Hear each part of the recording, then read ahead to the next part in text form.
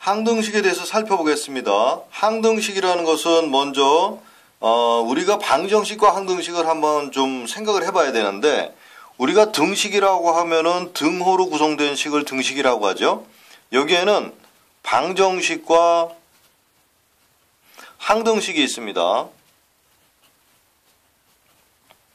방정식은 예를 들면은 x-2는 3과 같은 게 방정식이죠. x가 5인 경우에만 이 등식이 성립하고 그 외에 다른 수가 오게 되면 등식이 성립 안 합니다. 방정식을 푼다는 것은 이 등식을 만족하는 x의 값을 찾는 것을 얘기하는 거죠.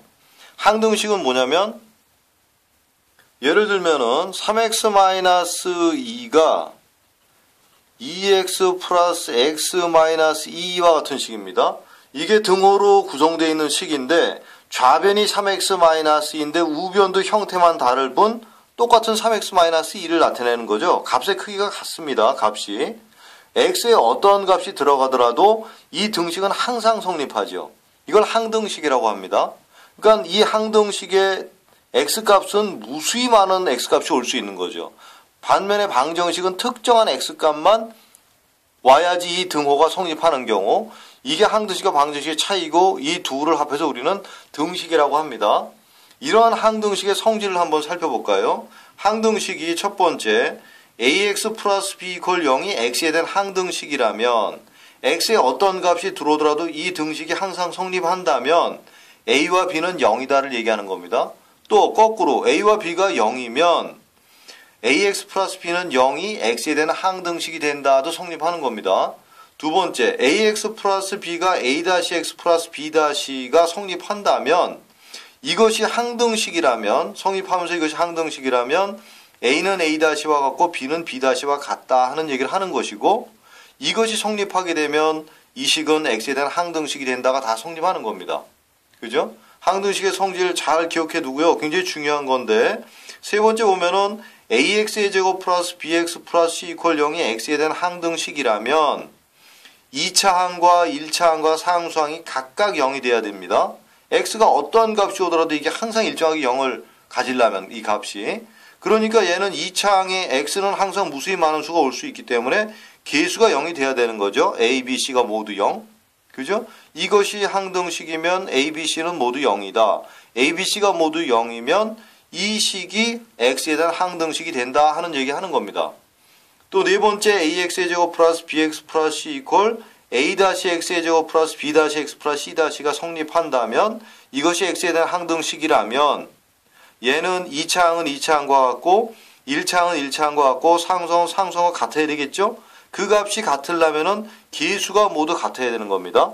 또 이것이 개수가 모두 같게 되면 이 등식은 x에 대한 항등식이 된다 하는 것이 항등식의 성질입니다. 지금 얘기하고 있는.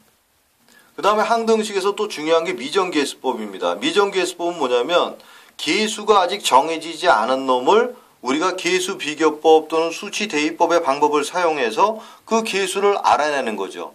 그죠? 그게 미정계수법인데, 예를 들면은 항등식 하나를 가지고 한번 풀어보겠습니다. a의 x-1 플러스 bx 이퀄 만약에 2x 플러스 1이라는 식이 항등식이라면 x에 대한 항등식. 첫 번째, 계수 비교법으로 한다는 거는 이걸 전부 전개를 하죠. ax 플러스 bx니까 a 플러스 b의 x 마이너스 a는 2x 플러스 1, 이 식이 성립하겠죠? 그럼 얘는 뭡니까? 이것이 이것과 같으려면 1차 항이 1차 항과 같고 상수항이 상수항과 같아야지 x에 대한 항등식이 되는 거죠. 그럼 얘는 뭡니까?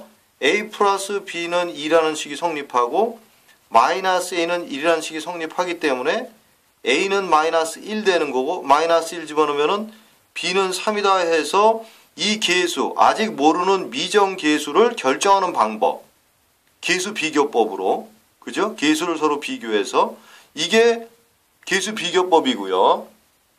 수치대입법은 이 동일한 문제에 대해서 한번 수치대입법으로 살펴보게 되면 x에다 특정한 값을 대입하는 거죠. 왜? 얘는 x에 대한 항등식이기 때문에 x에 어떠한 값을 넣더라도 이 등식은 항상 성립하는 것이니까 어떠한 값을 넣어도 됩니다. 하지만 계산을 조금 간단하게 하기 위해서 조금 우리가 상대적으로 좀 계산을 간단하게 할 수 있는 x를 찾아야 되겠죠. 예를 들면 이쪽 항을 0을 만든다든가 이쪽 항을 0을 만드는 녀석들을 통상적으로 많이 사용합니다.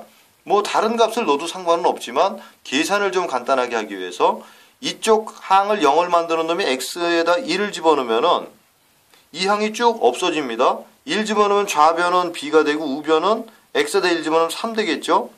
b는 3이란 값이 바로 나왔습니다. x에 1 집어넣으니까. 그죠? 이번엔 이쪽 항을 0으로 만드는 x는 0을 한번 넣어볼까요? 그럼 여기가 0 되고 여기다 0 집어넣으면 마이너스 a는 이쪽에 0 들어가니까 1 되는 거죠. 그럼 여기서 a는 뭐가 됩니까? 마이너스 1 나오죠. 바로 값이 나왔죠. 그러니까 이렇게 x에다가 특정한 값을 넣어서 우리가 계수를 결정하는 방법. 이게 바로 수치 대입법이죠.